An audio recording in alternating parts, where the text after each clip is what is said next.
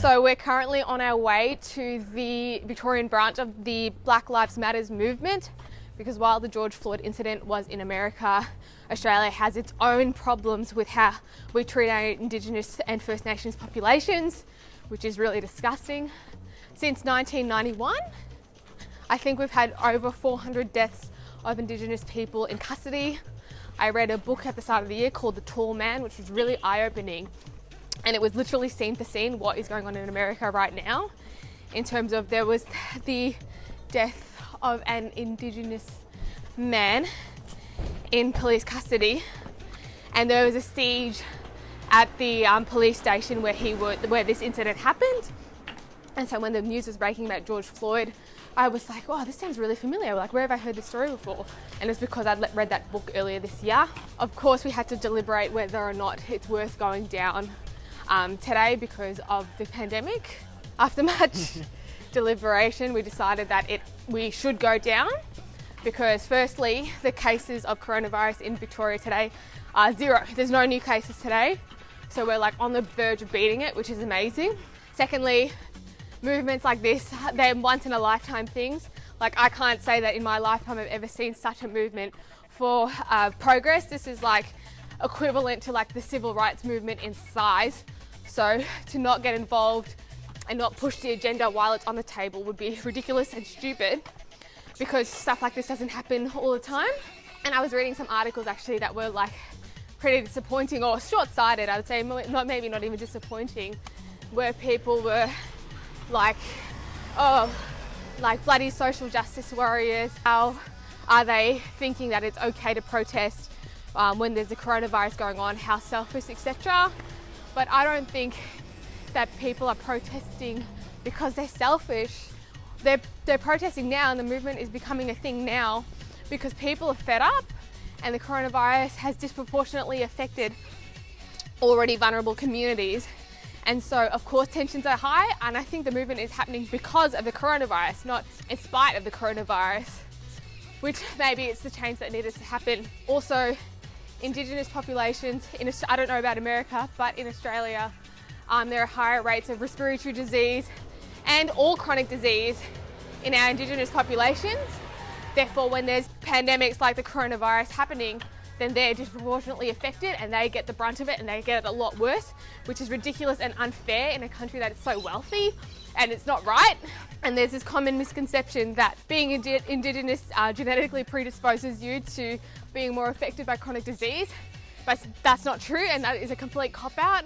There's nothing in the DNA of Indigenous and First Nations people that makes them more susceptible to disease. It's just that there's so much inequality, less access to healthcare, less financial support, so that's why they are disproportionately affected by it. So yes, while it is a risk to attend a protest while there is a pandemic going on, it's the Indigenous populations and the Black populations that are getting more affected by this pandemic and pandemics to come. So yeah, there's no good time to protest it. You just got to do it when it's happening. As an Australian citizen, I think it is my responsibility to head down and support causes that I believe in. But also as a medical student, I take the role of advocacy in medicine very seriously. That's such a big part of the job. I encourage you, if you're a future medical student, to get involved in the community and get out there and state your opinion on what is going on with the world, because that is a vital component of healthcare and equality. Very Melbourne, very chic.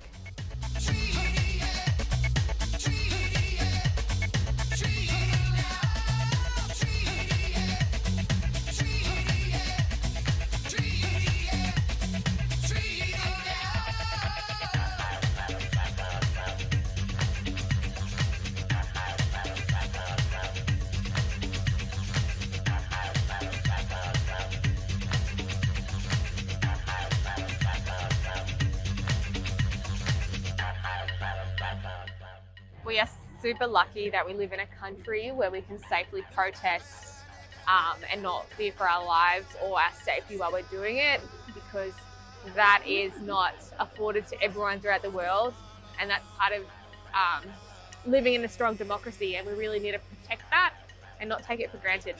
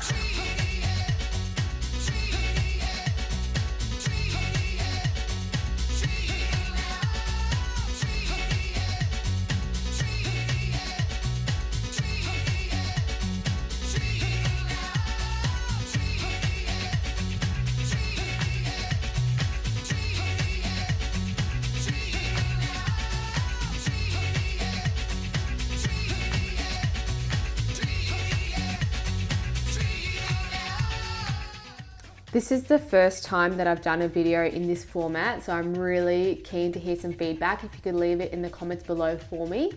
Other than that, if you enjoyed it, please remember to leave a thumbs up, subscribe if you'd like to see more from me, and I will see you next time I post.